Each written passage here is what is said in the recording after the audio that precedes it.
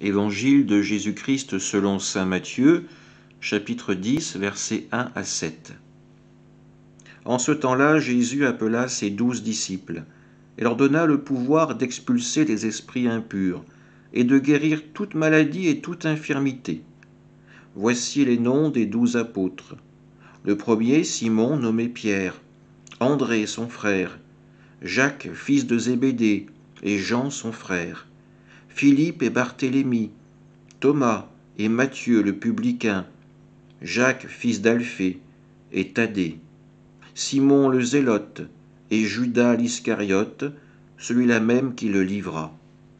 Ces 12, Jésus les envoya en mission avec les instructions suivantes: ne prenez pas le chemin qui mène vers les nations païennes et n'entrez dans aucune ville des Samaritains. Allez plutôt vers les brebis perdues de la maison d'Israël. Sur votre route, proclamez que le royaume des cieux est tout proche. Acclamons la parole de Dieu.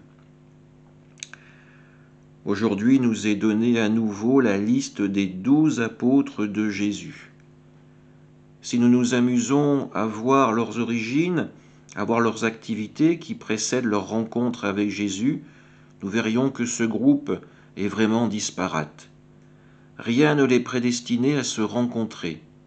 Rien ne les invitait à travailler ensemble.